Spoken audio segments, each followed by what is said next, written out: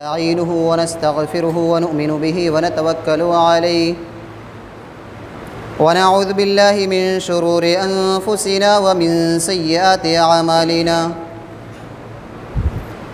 मन यहदिहिल्लाहु फला मुदिल्ल लहु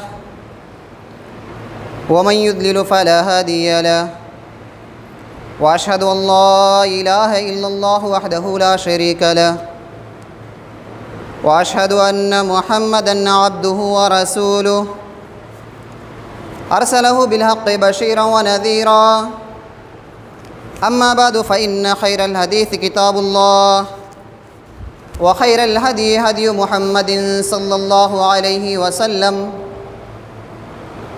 व शर्रल उमूरि मुहदसातुहा व कुल्लु मुहदसतिन बिदअह व कुल्लु बिदअतिन दलालह वकुल्लु दलालतिन फिन्नार।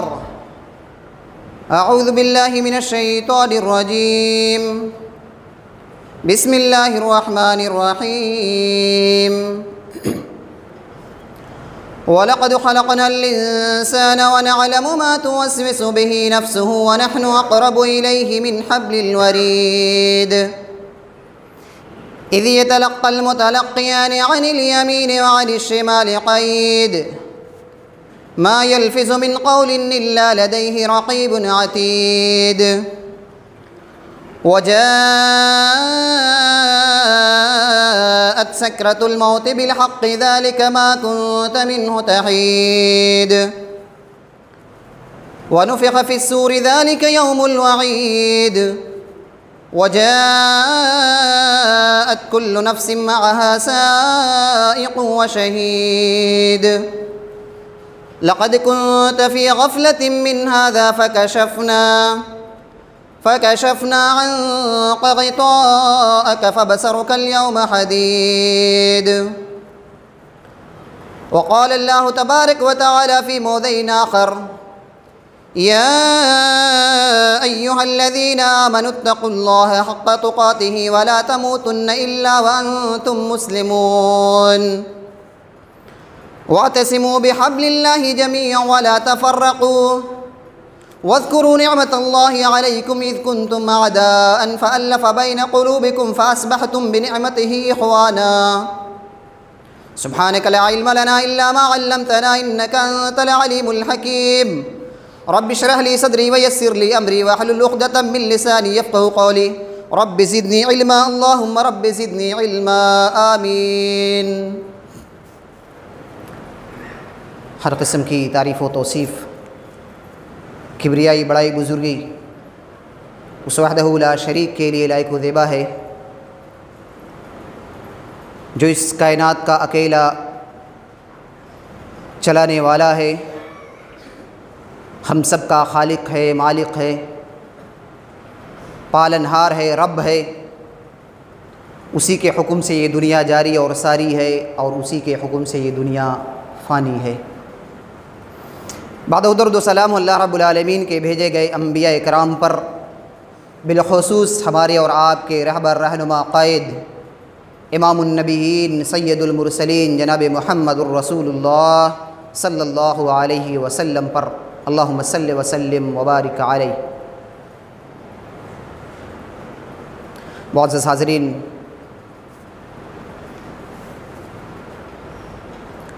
रमज़ान मुबारक का महीना हमसे रुख़सत हुआ।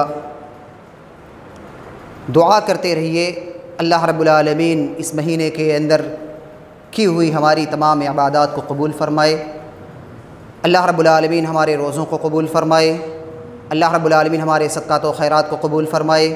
अल्लाह रब्बुल आलमीन हमारे ज़िक्र व अज़कार को कबूल फ़रमाए।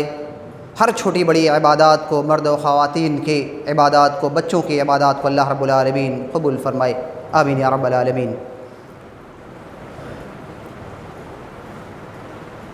आज आपकी खिदमत में जो मौजू, जो उन्वान लेकर के हाज़िर हुआ हूँ वो है इस्लामी भाईचारा और हमारा मुआशरा। इस मौजू की अहम ज़रूरत थी, ख़ुसूसन हमारे गाँव के ताल्लुक़ से बहुत सारी बातें सुनने में आती हैं, फ़लाँ ने ऐसा कह दिया, फ़लाँ ने वैसा कह दिया।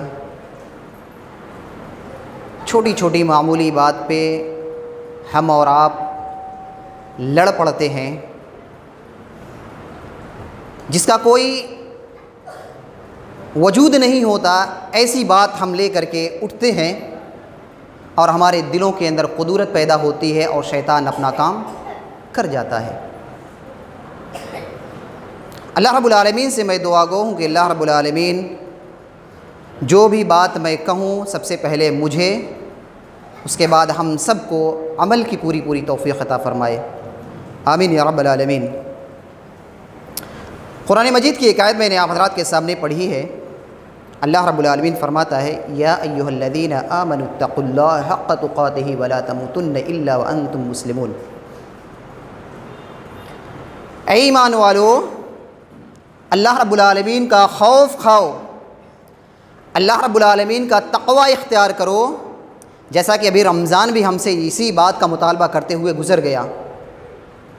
ऐ ईमान वालो, अल्लाह रब्बुल आलमीन का तक़वा इख्तियार करो जैसा कि तक़वा इख्तियार करने का हक़ है। वला तमूतुन्न इल्ला व अंतुम मुस्लिमून, और तुम्हारी मौत इस हाल में आए कि तुम, अल्हम्दुलिल्लाह सबको तर्जुमा मालूम है ना। सोने नहीं दूंगा मैं इंशाअल्लाह। मेरी आदत है बीच बीच में मेरी सवाल करने की। खुतबात के दौरान लोगों को नींद बहुत आती है। मेरी बात से आप जो इख्तिलाफ़ करेंगे अलग बात है, लेकिन मैं जो बोलता हूँ अल्हम्दुलिल्लाह चुभने वाली बोलता हूँ और जहन में रहने वाली बात बोलता हूँ। सोना नहीं है। आप अल्लाह रब्बुल आलमीन की बारगाह में बैठे हुए हैं। अल्लाह रब्बुल आलमीन के फ़रिश्ते आपको अपने साए के अंदर लिए हुए हैं। अल्लाह रब्बुल आलमीन की रहमत के अंदर हैं। भरपूर अपने जहन और अपने दिमाग को हाजिर करके सुनिए। मैं कुछ देर आपसे ही मुखातब हूँ। अपने दिल के सीनों को और अपने दिल के पन्नों को खोलिए ताकि मैं उसके ऊपर कुछ लिख सकूँ। हमारे समाज, हमारे मुआशरे के अंदर कुछ बुराई ऐसी है जो नासूर बनती जा रही है। उस नासूर के ऊपर हमें उंगली रखना है, और मेरी आदत रही है दुखती हुई रग के ऊपर अपनी उंगली को रखना। तकलीफ़ होती है, होने दीजिए। दुख होता है, होने दीजिए। उन्होंने ऐसा कह दिया, कहने दीजिए। अल्लाह रब्बुल आलमीन का कलाम, नबी अलैहिस्सलातु वस्सलाम का फ़रमान, आप सल्लल्लाहु अलैहि वसल्लम की सीरत मुतहरा हम सब के लिए उसवा और नमूना है।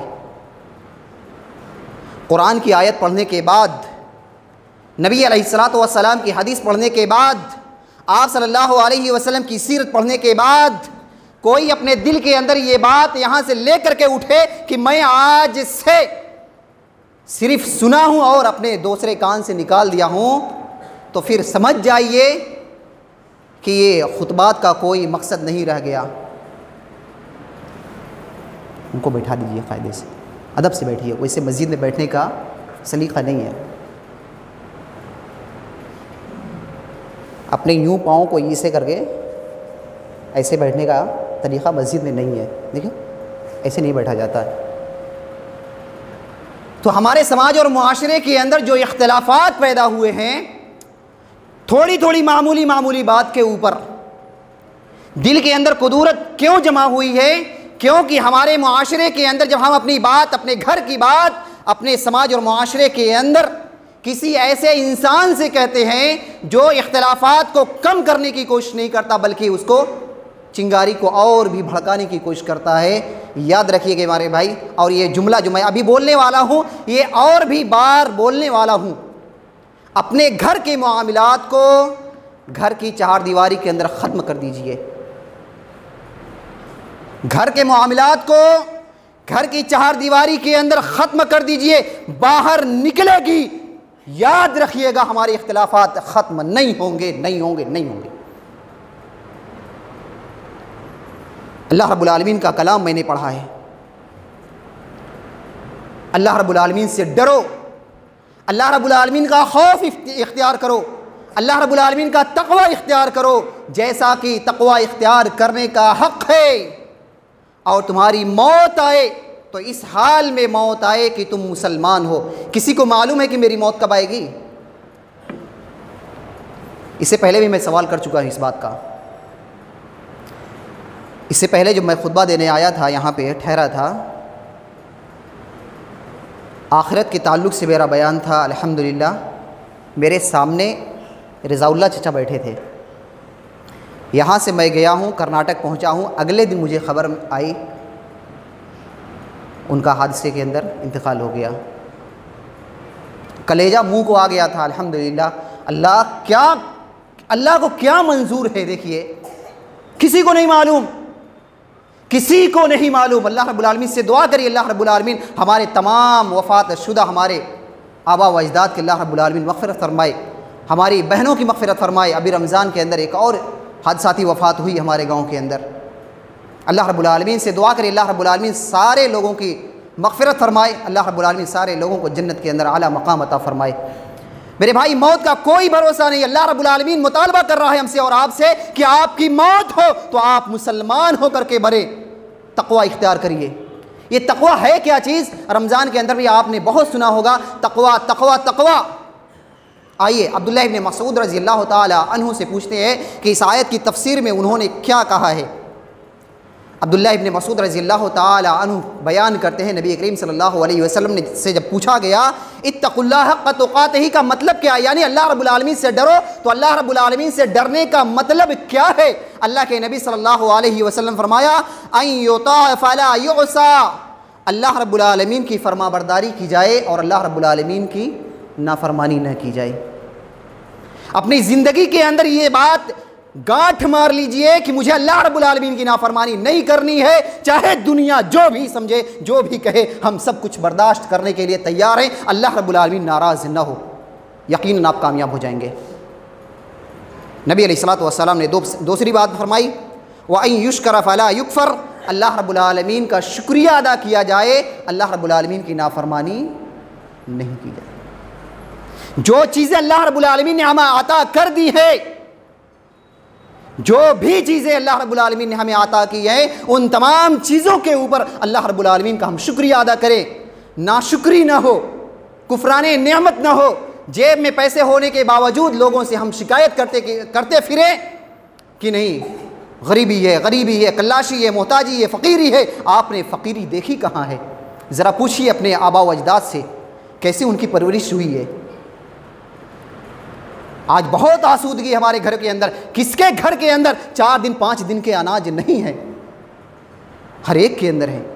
अल्लाह रब्बुल आलमीन का शुक्रिया अदा करिए, अल्लाह रब्बुल आलमीन का शुक्रिया अदा करिए। अपने घरों के अंदर के माहौल को जांचिए, परखिए, अपनी दादियों से पूछिए, अपनी नानियों से पूछिए। कल उनके बचपन के अंदर जब इफ्तार करने के लिए जब वो लोग बैठते थे तो सिवाय खजूर और पानी के नहीं कुछ हुआ करता था इल्ला माशाअल्लाह। और आज हमारा दस्तरखान पूरा भरा पड़ा है, खाने वाला नहीं है।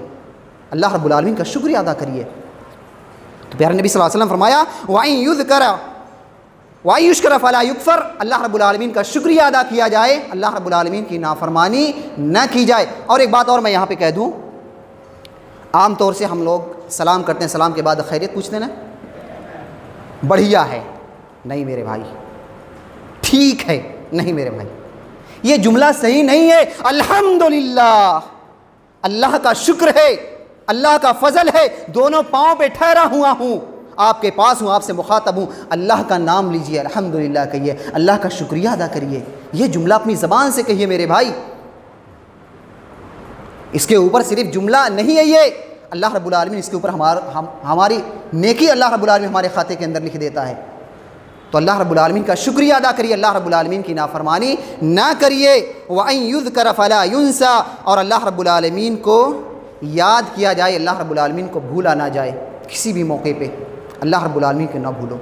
अल्लाह रब्बुल आलमीन को भूल जाओगे, शैतान आपको अपनी गिरफ्त के अंदर ले लेगा। व अन युज़करा फला युनसा, अल्लाह रब्बुल आलमीन को याद किया जाए और अल्लाह रब्बुल आलमीन को भूला ना जाए। इसीलिए मौत जो आखिरी लम्हा होता है, ये बड़ा ही नाजुक मरहला होता है। इंसान की वफ़ात होती है, बड़ा ही नाजुक मरहला होता है यहाँ पे। इसलिए प्यारा नबी सल्लल्लाहु अलैहि वसल्लम हम सबको, अपने सहाबा कराम को, अपनी उम्मत को तालीम दे करके गए हैं, जब तुम किसी मर्जुल मौत के अंदर मुब्तला शख्स के पास पहुँचो तो उनको कलमे की तलकीन करो, लक़िनु मौताकुम ला इलाहा इल्लल्लाह। जब तुम किसी मरीज़ के पास पहुँचो, जब उसकी वफ़ात करीब हो तो उसे तलकीन करो, यानी उसके पास बैठ करके पढ़ो ला इलाहा इल्लल्लाह मुहम्मदुर रसूलुल्लाह। उसके कान में पढ़ो, उसके पास पढ़ो और पढ़ने की तलकीन करो, ख़ुद भी पढ़ो, उसे भी पढ़ने के लिए कहो। हो सकता है कि यह जुमला आखिरी उसकी ज़बान से निकले और उसकी रूह कब्ज़े उनसरी से परवास कर जाए। और जिस चीज़ के ऊपर हमारी मौत होगी, इसी चीज़ के ऊपर हमारा हशर भी होगा। प्यारे नबी सल्लल्लाहु अलैहि वसल्लम का फरमान, युबअसु कुल्लु अब्दिन अला मा मात अलैह, इंसान की मौत जिस चीज़ के ऊपर होगी उसी हालत में, जिस हालत में हुई होगी उसी हालत में क़यामत के दिन उठाया जाएगा। अल्लाह रब्बुल आलमीन से दुआ करिए, अल्लाह रब्बुल आलमीन हमारी मौत ईमान की हालत में मौत दे। अल्लाह रब्बुल आलमीन जब हमारी मौत हो तो इस्लाम के ऊपर हमारी मौत हो और हमारी ज़बान से कलमा जारी हो। दूसरी आयत मैंने पढ़ी थी, वज़्कुरू निअमतल्लाहि अलैकुम इज़ कुंतुम अअदाअन फ़अल्लफ़ बैन क़ुलूबिकुम फ़अस्बहतुम बिनिअमतिही इख़वाना। याद करो, इस्लाम आने से पहले तुम एक दूसरे के दुश्मन थे।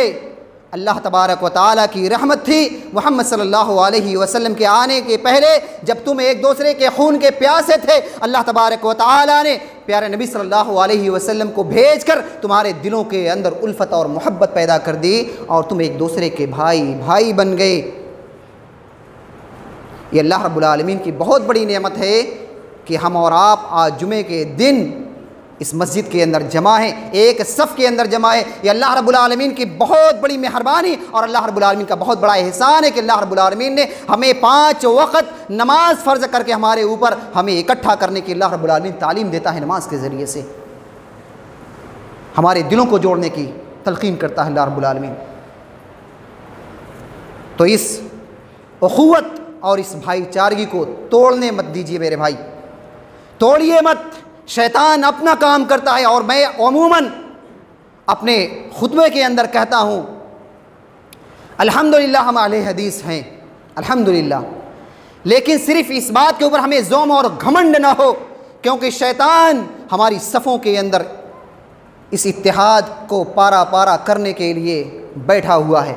इनके अक़ीदे को तोड़ मरोड़ नहीं कर सकता इल्ला माशा अल्लाह।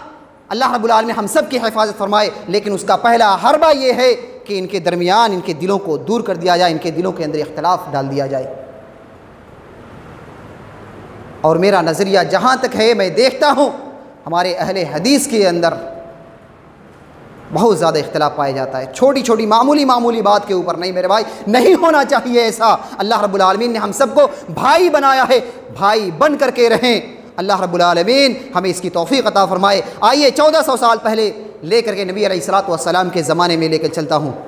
नबी अलैहिस्सलातु वस्सलाम मदीना हिजरत करके जब आए, सहाबे कराम भी आप सल्लल्लाहु अलैहि वसल्लम के साथ आए। आप सल्लल्लाहु अलैहि वसल्लम के सहाबे कराम जब मदीने के अंदर तशरीफ़ लाए, आप सल्लल्लाहु अलैहि वसल्लम के सहाबा के साथ क्या सलूक किया गया। अंसार सहाबे कराम, अल्लाहु अकबर, कोई उनसे कोई हस्बो नसब नहीं, कोई ख़ानदानी रिश्ता नहीं, लेकिन आने वाले सहाबे कराम का खुल करके इस्तकबाल कर रहे हैं। आप सल्लल्लाहु अलैहि वसल्लम के सहाबे कराम को अपने पास बिठाते हैं। नबी अलैहिस्सलातु वस्सलाम सारे सहाबे कराम को भाई भाई बनाते हैं। इधर मुहाजिरीन बैठे हैं, यहाँ अंसार बैठे हैं, फ़लाँ का नाम लेते हैं, फ़लाँ का नाम लेते हैं। आप सल्लल्लाहु अलैहि वसल्लम भाई बना करके छोड़ देते हैं, जाओ ये तुम्हारे भाई हैं। और माथे की निगाहों ने देखा, तारीख़ इस बात के ऊपर आज भी गवाह है, ऐसा भाईचारा, अल्लाहु अकबर, तारीख़ ऐसी नज़ीर पेश नहीं कर सकती। सहाबे कराम का कहना क्या था, ऐ मेरे भाई, तू अपना माल छोड़ करके आया है, तू अपनी दौलत छोड़ करके आया है, तू अपना घर बार छोड़ करके आया है, तू अपना सारा सामान छोड़ करके चला आया है। आ मेरे साथ, मेरा ये बाग है, मेरा ये खेत है, मेरी ये जायदाद है, मैं इसके 2 हिस्से करता हूँ, ले जा, एक तू ले जा और एक पर मैं अपना काम करूँगा।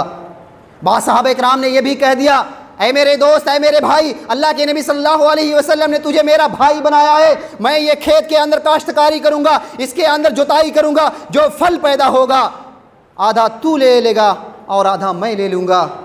यहाँ तक सहाबा इकराम ने कह दिया, ऐ मेरे भाई, मेरी 3-3 बीवियाँ हैं, 2-2 बीवियाँ हैं, 4-4 बीवियाँ हैं, इनमें से जो अच्छी लगे मैं उसे तलाक देता हूँ और इद्दत के बाद तू उसे शादी कर ले। ये कहाँ गया मेरे भाई? ये नज़ीर कहाँ चली गई? ये सारी की सारी मिसालें तारीख़ के पन्नों के अंदर क्यों पड़ी रह गई? हमारे समाजी मुआशरे के अंदर ये चीज़ क्यों देखने को नहीं मिलती? क्या हमने नबी सल्लल्लाहु अलैहि वसल्लम की सीरत नहीं पढ़ी? क्या हमने सहाबा इकराम की सीरत नहीं पढ़ी? क्या हम सहाबा इकराम की ज़िंदगियों को हम नहीं पढ़ रहे हैं? उनके औराक को नहीं खंगालते हैं? कहाँ चली गई है मोहब्बत और उख़ुवत? इसी समाज और माशरे के अंदर कभी ऐसा भी दौर हुआ करता था कि एक मुसलमान भाई, एक हमारे भाई, एक हमारे पड़ोसी भाई का जब छत लगता था, पूरे मोहल्ले के लोग इकट्ठा होकर और कंकर और पत्थर उठा करके छत पे पहुँचाया करते थे। कहाँ चला गया ये भाईचारा? या आज भी हमारे यही भाई हैं, आज भी यही चेहरे हैं, आज भी यही कलमा पढ़ने वाले लोग हैं, हमारे माशरे के अंदर पाए जाने वाले यही लोग हैं।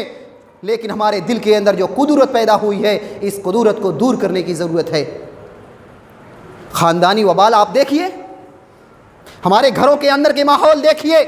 भाई भाई का इख्तिलाफ होता है, लेकिन भाई का इख्तिलाफ जब भावज के पास, जब बहुओं के पास, घर के अंदर जो मलका होती है उनके पास पहुंचता है, तो ये इख्तिलाफ बजाय घटने के ये और बढ़ता चला जाता है और यहाँ तक मामला हो जाता है ये एक भाई अपने भाई से दुश्मनी रखता है, रखते रखते रखते रखते उसकी ज़िंदगी गुजर जाती है और जब मरने की उम्र आती है, जब वफ़ात होने लगती है, तो अपनी औलाद को वसीयत करके मरता है, मैं तो जा रहा हूँ लेकिन तुझे अपने चाचा के पास जाने की ज़रूरत नहीं है।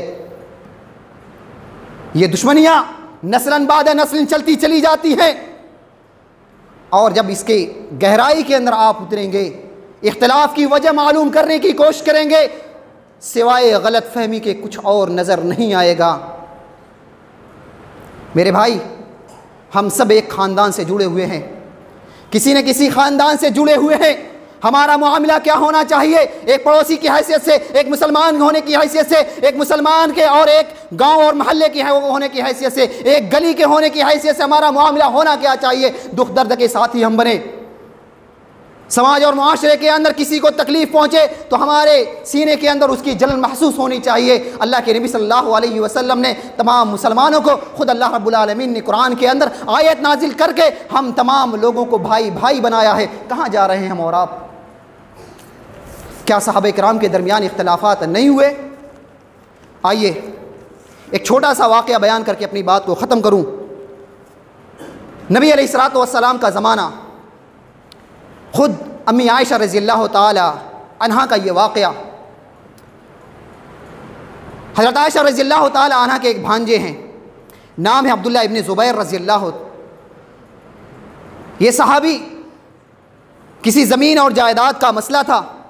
हज़रत आयशा रज़ियल्लाहु ताला अन्हा कोई ज़मीन खरीदती है, अब्दुल्ला बिन ज़ुबैर रज़ियल्लाहु ताला अन्हु कहते हैं कि ये ज़मीन मैं अपनी खाला को नहीं खरीदने दूंगा, ये जो सामान मेरी खाला ख़रीद रही हैं मैं ये ख़रीदने नहीं दूंगा, ये लेने नहीं दूंगा। और जब ये बात अम्मी आयशा रज़ियल्लाहु ताला अन्हा को मालूम हुई तो नाराज़ हो गई और नाराज़गी का सबब ये बना कि अपनी ज़बान से कसम खा लेती हैं, वल्लाहि ला उकल्लिमुहु अबदा, मैं अब्दुल्ला बिन ज़ुबैर से कभी भी बात नहीं करूँगी, अल्लाह रब्बुल आलमीन की कसम है। कसम खा लेती हैं। लेकिन अब्दुल्ला बिन ज़ुबैर रज़ियल्लाहु ताला अन्हु को इस बात का बड़ा मलाल हुआ कि मेरी खाला मुझसे नाराज़ हैं और अगर मैं उनको नहीं मनाया और इस ऐसी हालत में मैं वफ़ात पा गया तो फिर मेरे लिए कामयाबी नहीं है।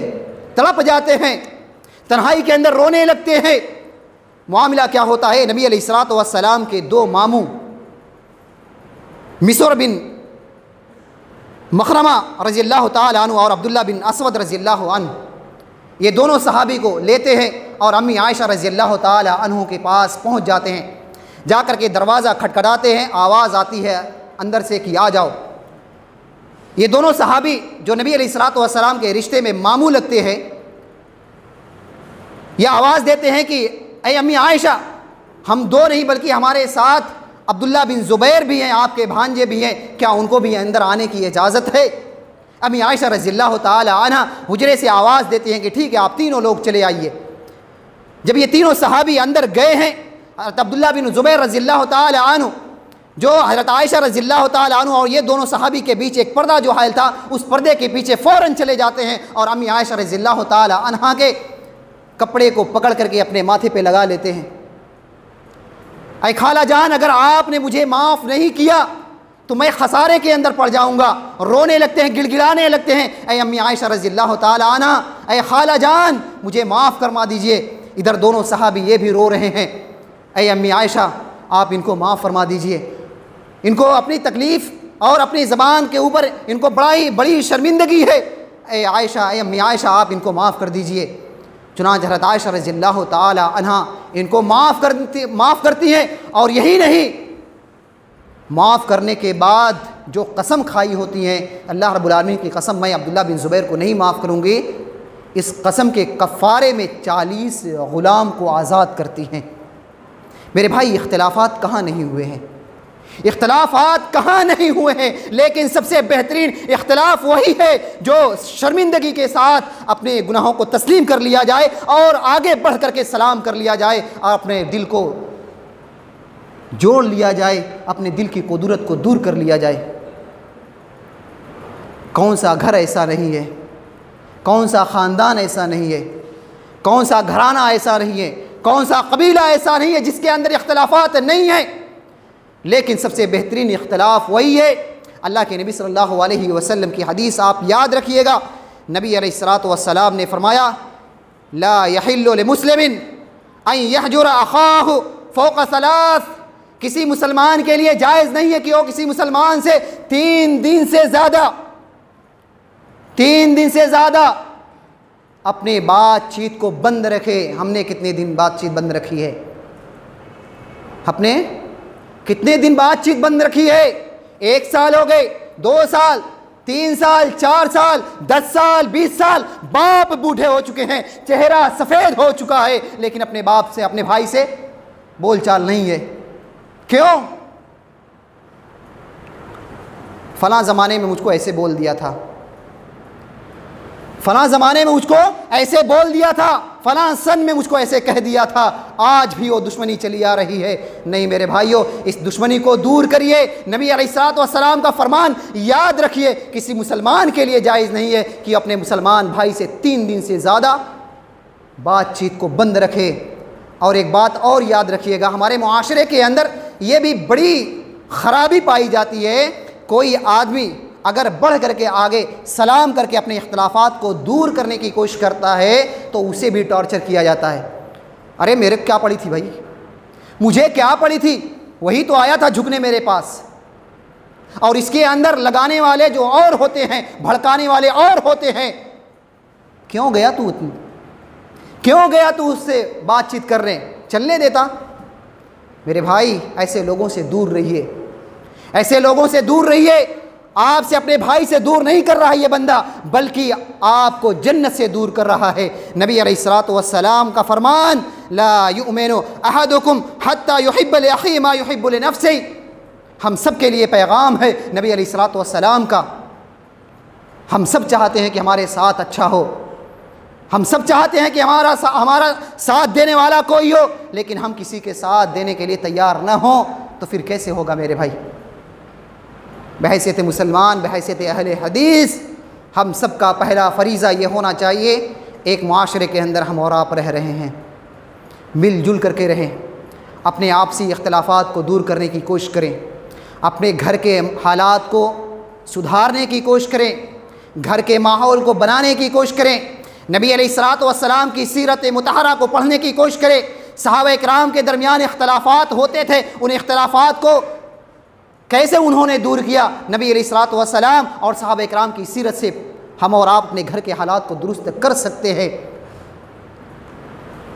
अगर इजाज़त हो तो एक और वाक़या मैं बयान करके अपनी बात को ख़त्म करूं। नबी सल्लल्लाहु अलैहि वसल्लम का ज़माना है मेरे भाई, हज़रत अबू दरदा रज़ियल्लाहु ताला अन्हु नबी अलैहिस्सलातु वस्सलाम के पास बैठे हैं। इख्तलाफात कैसे दूर होते हैं ज़रा इस वाक़े से हम और आप समझ जाएंगे।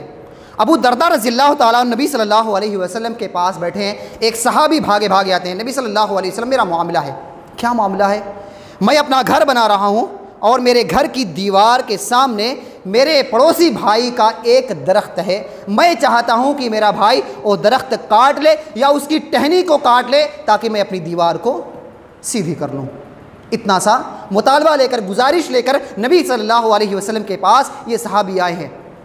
नबी सल्लल्लाहु अलैहि वसल्लम ये सहाबी के पड़ोसी जिनका दरख्त था उनको बुलाते हैं, ज़रा आओ।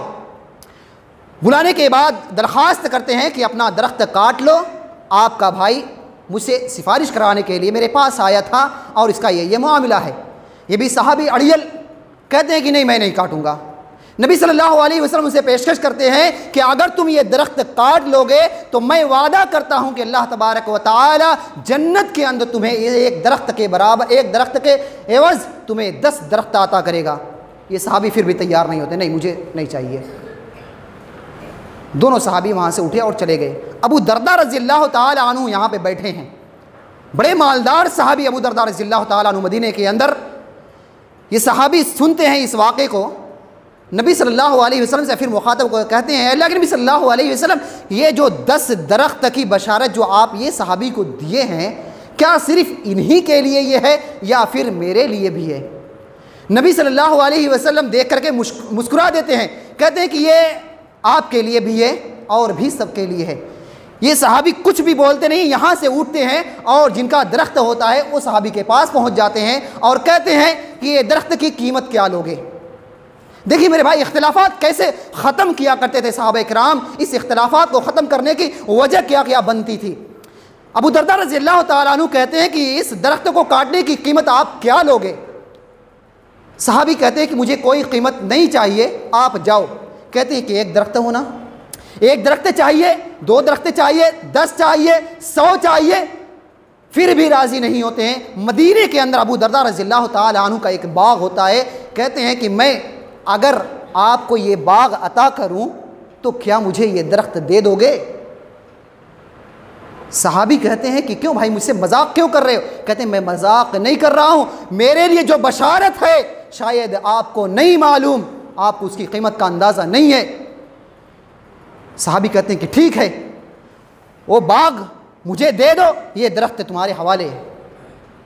ये सहाबी सौदा यहाँ पे तय करते हैं, फ़ौरन भागे भागे नबी सल्लल्लाहु अलैहि वसल्लम के पास फिर पहुँचते हैं। अल्लाह के नबी सल्लल्लाहु अलैहि वसल्लम, मेरे भाई का मसला सही हो गया, फ़लाँ मेरा बाग है, वो बाग मैं अपने भाई को दे दिया हूँ, उसे एक दरख्त के एवज़। अल्लाह के नबी सल्लल्लाहु अलैहि वसल्लम, मेरे लिए फिर क्या बशारत है? नबी सल्लल्लाहु अलैहि वसल्लम कहते हैं कि उस बाग के अंदर जितने दरख्त थे, हर एक दरख्त के बदले मैं अल्लाह रब्बुल आलमीन से दिलवाऊंगा आपको एक दरख्त के बदले 10-10 बल्कि 100-100 दरख्त मैं अल्लाह रब्बुल आलमीन से जन्नत में दिलवाऊंगा। ये सहाबी खुश हो जाते हैं। मेरे भाई, नबी सल्लल्लाहु अलैहि वसल्लम की वो बशारतें आज भी हैं हमारे लिए। ये सारी बशारतें आज भी हैं। अगर हम अपने दिल को वसी कर लें, अपने दिल की कुदरत को दूर कर लें, अपने भाई के लिए अपने दिल के अंदर जगह पैदा कर लें, किसके लिए? अल्लाह रब्बुल आलमीन की खातिर। अल्लाह रब्बुल आलमीन की खातिर ज़रा सा झुक जाए, अल्लाह रब्बुल आलमीन की कसम है, अल्लाह रब्बुल आलमीन की खातिर जो भी बंदा झुकता है अल्लाह रब्बुल आलमीन उसे बुलंद कर देता है। ये अल्लाह रब्बुल आलमीन का वादा है। अल्लाह रब्बुल आलमीन की खातिर झुकना सीखिए। जो अकड़ता है वो टूट जाता है, जो झुकता है अल्लाह रब्बुल आलमीन उसे बुलंद कर देता है। अल्लाह रब्बुल आलमीन उसे हमेशा बाकी रखता है। अल्लाह रब्बुल आलमीन से दुआ है कि अल्लाह तबारक व तआला हमारे दरमियान जो इख्तिलाफात पैदा हो चुके हैं, अल्लाह रब्बुल आलमीन हमारे इख्तिलाफात को ख़त्म करने की तौफ़ीक़ अता फ़रमाए। अल्लाह रब्बुल आलमीन जो हमारे दरमियान नाचाकियाँ पैदा हो चुकी हैं, अल्लाह रब्बुल आलमीन हमारी नाचाकियों को दूर करने की तौफ़ीक़ अता फ़रमाए। अल्लाह रब्बुल आलमीन हमारे दरमियान मोहब्बत और उख़ुवत पैदा करने की तौफ़ीक़ अता फ़रमाए। अल्लाह रब्बुल आलमीन एक दूसरे का साथ देने की तौफ़ीक़ अता फ़रमाए। अल्लाह रब्बुल आलमीन भाईचारे को हमारे दरमियान बाकी रखे और हमारी नस्लों के अंदर भाईचारे को पैवस्त फरमाए। अल्लाह रब्बुल आलमीन हमारी नेकियों को कबूल फरमाए। अल्लाह रब्बुल आलमीन हमारी नमाज़ों को कबूल फरमाए। अल्लाह रब्बुल आलमीन हमारे सदक़ात व खैरात को कबूल फरमाए। अल्लाह रब्बुल आलमीन हमारी रोज़ों को कबूल फरमाए। अल्लाह रब्बुल आलमीन हमें से जो बीमार हैं अल्लाह रब्बुल आलमीन हमें शिफ़ाए कामिला और आजिला अता फरमाए। अल्लाह रब्बुल आलमीन जो हमें से मक़रूज़ हैं अल्लाह रब्बुल आलमीन हमें क़र्ज़ की अदायगी की तौफ़ीक़ अता फरमाए। अल्लाह रब्बुल आलमीन जब तक हमें इस दुनिया के अंदर रखे ईमान और अमल सालेह के ऊपर रखे और हमारा ख़ात्मा तो ईमान बिल खैर पर हमारा ख़ात्मा फरमाए। आमीन या रब्बल आलमीन। रब्बना तक़ब्बल मिन्ना इन्नका अंतस समीउल अलीम व तुब अलैना इन्नका अंतत तव्वाबुर रहीम व सल्लल्लाहु अला नबिय्यिना मुहम्मदिन व अला आलिहि व अस्हाबिहि अजमईन बिरहमतिका या अरहमर राहिमीन।